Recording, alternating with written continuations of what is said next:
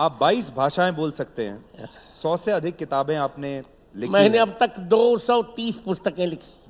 और मुझे अभी पता चला आपकी एक पुस्तक में तो 10,000 से भी ज्यादा हाँ पृष्ठ जी हैं। जी, उसका लोकार्पण अभी 27 अक्टूबर को माननीय मेरे प्यारे प्यारे मित्र प्रधानमंत्री जी ने उसका लोकार्पण किया।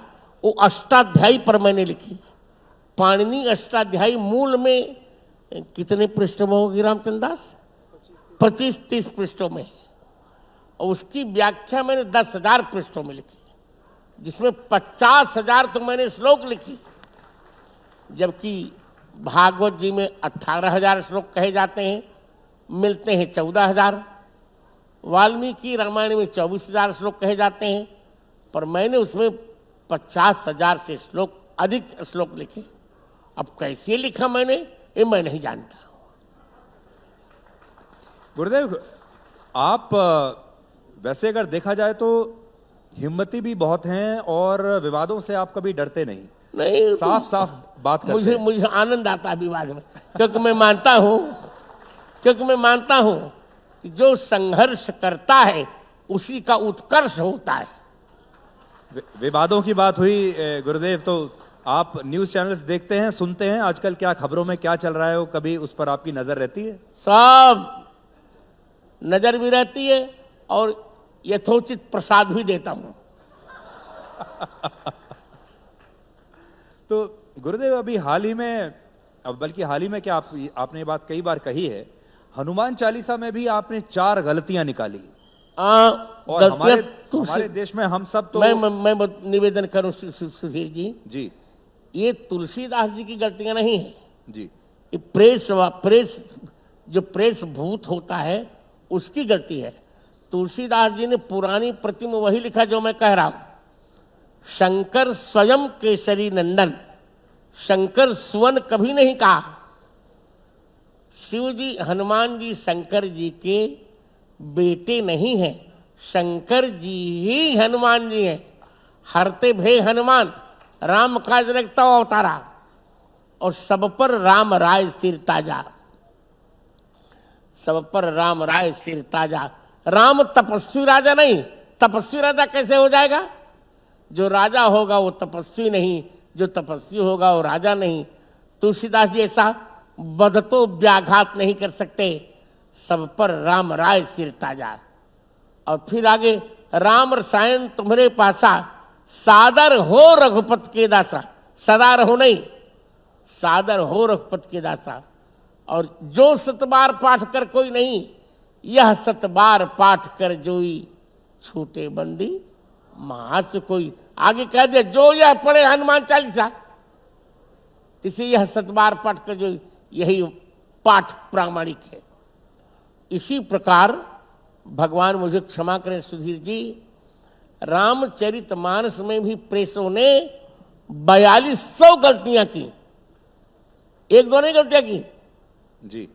उसका संपादन मैंने किया, मुझ पर मुकदमा भी चला, और लखनऊ खंडपीठ की डबल बेंच ने मेरे पक्ष में निर्णय दिया कि जगत गुरु जी का संपादन सबसे प्रामाणिक है, और फाइन लगाया उन पर 20,000 रुपए का। आज भी प्रतिपक्ष फाइन को नहीं भर पाए, मैं क्या करूं? अब गुरुदेव, आखिर में बस आपका ये मार्गदर्शन चाहेंगे कि आप तो जानते हैं आजकल क्या माहौल है, आप जानते हैं किस तरह की स्थितियां हमारे समाज में आज उत्पन्न हो रही हैं।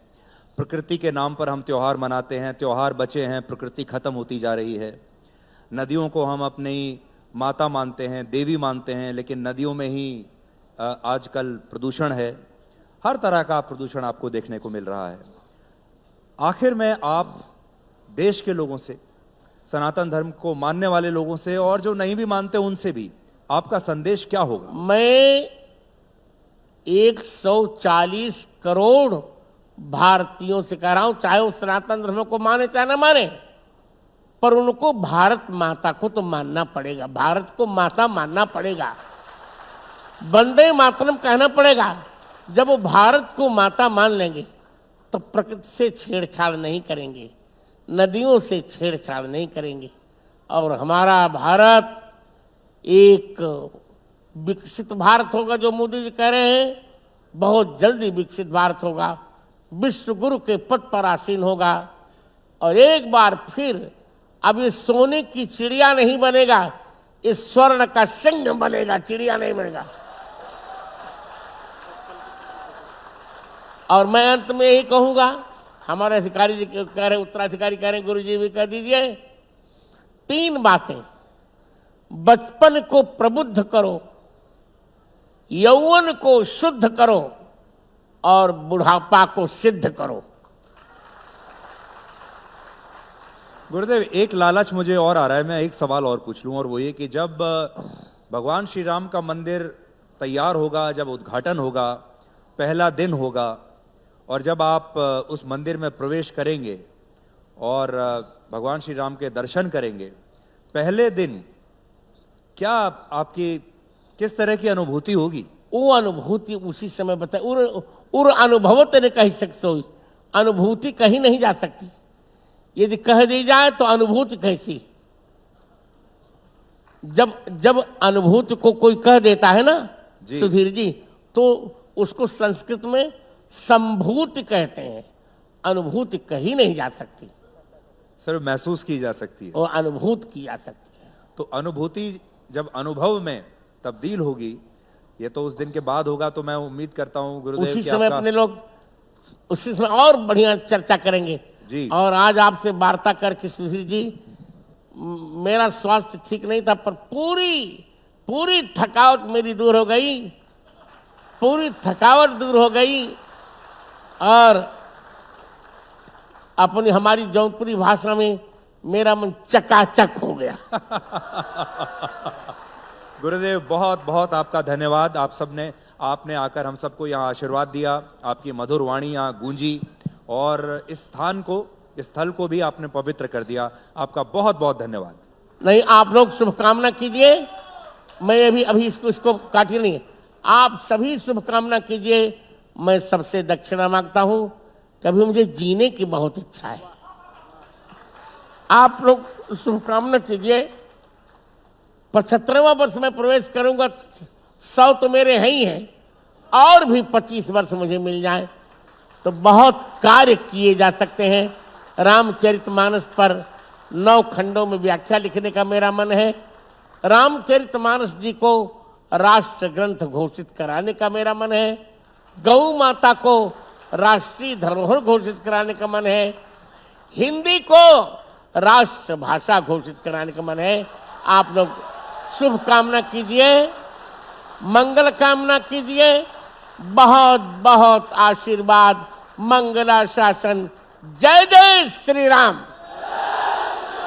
जय श्री राम, जय श्री राम।